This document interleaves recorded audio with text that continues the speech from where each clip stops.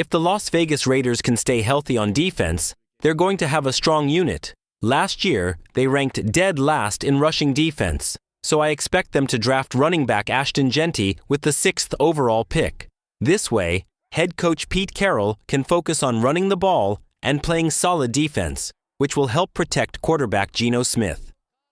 If they can do that, Smith can perform more like he did in 2022. However, all of this depends on the offensive line. They need to protect Smith and create holes for Jeanty.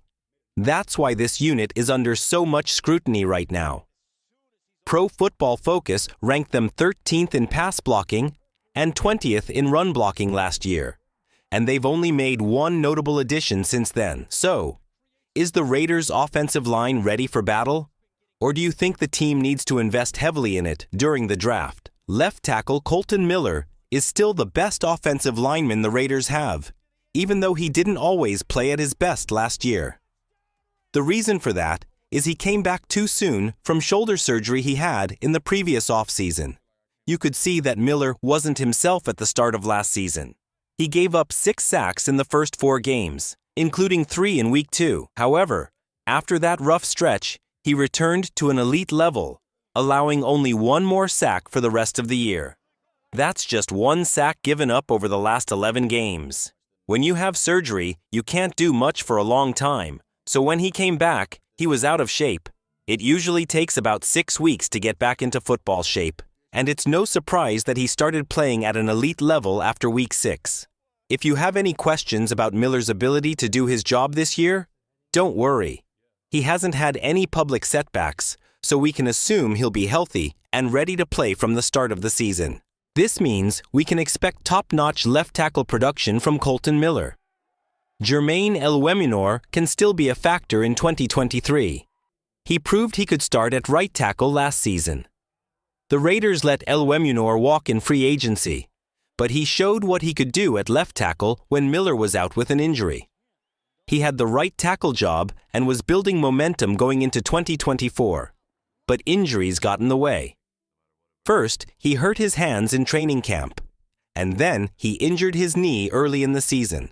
He tried to push through it, but it wasn't pretty, so they had to sit him down for a few weeks. When they tried to bring him back, it didn't go well. I heard a lot of you talking about how poorly he played, but you have to remember he was hurt. DJ Glaze stepped in and did okay last year, so he and Eluemunor will compete for the right tackle spot.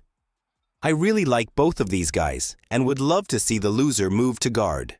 Eluemunor is 6 feet 6 inches and 330 pounds, which gives him the size needed for the position. In 2021, he was projected to be a franchise left tackle, but chose to stay in school to fulfill a promise to his grandmother.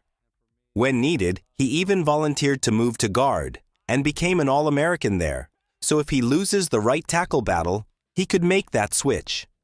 I expect this competition for the right tackle position to be intense. I love both players for the same reason, their versatility. Having guys who can play multiple positions makes it easier to get the best 5 offensive linemen on the field. If one of them loses a battle at one position, they can slide over to another. Glaze played some guard during the Senior Bowl and was even projected to be a guard by some scouting analysts. Former GM Tom Telesco recognized that versatility and drafted him in the 3rd round because of it. Glaze got reps at right tackle from the start of training camp and ultimately earned the job due to Eluemunor's injury. As a rookie, Glaze only gave up 3 sacks, thanks in part to help from tight ends and running backs chipping in. Despite the challenges, DJ Glaze started 15 games as a rookie and held his own. There's a lot to build on from that experience. They say an NFL player makes his biggest improvement from year 1 to year 2, so we'll see how much Glaze can grow this season. If he makes a significant jump, he could win the starting job this year. But if Jermaine Eluemunor takes the position, Glaze, who is 6 feet 4 inches and 330 pounds, is strong enough to be a great guard. I think Glaze or Eluemunor would replace Jordan Meredith at guard. However, Meredith isn't likely to give up that position easily. He came to Las Vegas as an undrafted free agent and had to work his way up from the practice squad. He played in 1 game as a rookie, and in his 2nd year, He was on the team for all 17 games and made one start. Last year, he played in 14 games and started 8, performing well in those starts.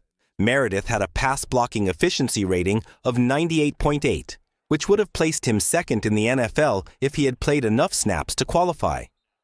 He didn't give up a sack, allowed only 1 quarterback hit, and faced just 9 pressures. He also graded well in run blocking. Generally, I don't put too much stock in grades, but they matched what I saw on film. He's a solid run blocker. What surprised me was his ability to excel in the power gap scheme, even though he's smaller at 6 feet 2 inches and 300 pounds. While that's big for us, it's not typical for an NFL guard. The question we need to answer about Meredith is whether his performance was just a good stretch of football, or if he can continue to improve.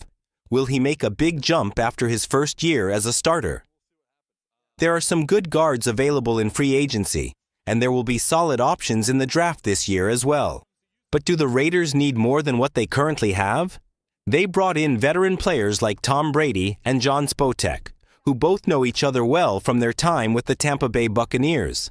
Last year, Spotek didn't have the best season with the Cincinnati Bengals, but he performed well when he first joined them and was really good with the Buccaneers. They trusted him to protect Brady. And you can't just trust anyone to protect the GOAT, right?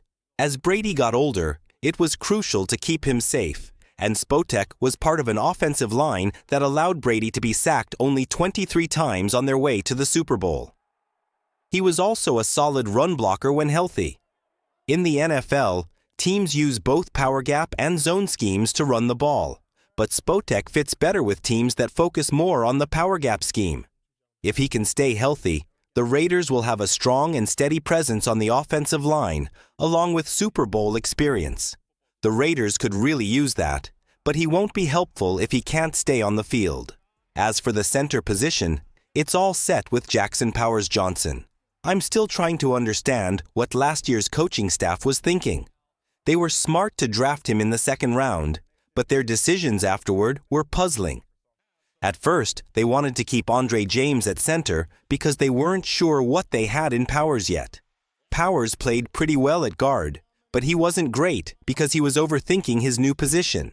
Then, when James got hurt, Powers moved back to his natural position at center and started dominating. He became an absolute monster because he didn't have to think about his assignments anymore, and the Raiders' running game improved significantly. However, when James got healthy at the end of the season, they put him back in the starting lineup at center and moved Powers back to guard. Powers was better at guard than he was the first time around, but he didn't dominate like he did at center. Well, they cut James a couple of weeks ago, so now there's nothing standing between Powers and the starting center position. Looking at the team right now, I believe how far the Raiders go this season depends on the offensive line. The defense is looking good, and tight end Brock Bowers is back. There are still some receivers available, but I can't see the Raiders drafting anyone but a guard with the 6th overall pick. Of course, Geno Smith will be their quarterback, so how the offensive line performs is really important. They didn't make many changes besides signing Spotek and cutting James. So is that enough? Having Powers at center will make a big difference, as the offensive line was much better with him there last year. We know Colton Miller will be in the left tackle spot, and Spotek was brought in for a reason. I think the competition at right tackle will shape the rest of the offensive line. Thank you for watching, and see you next time.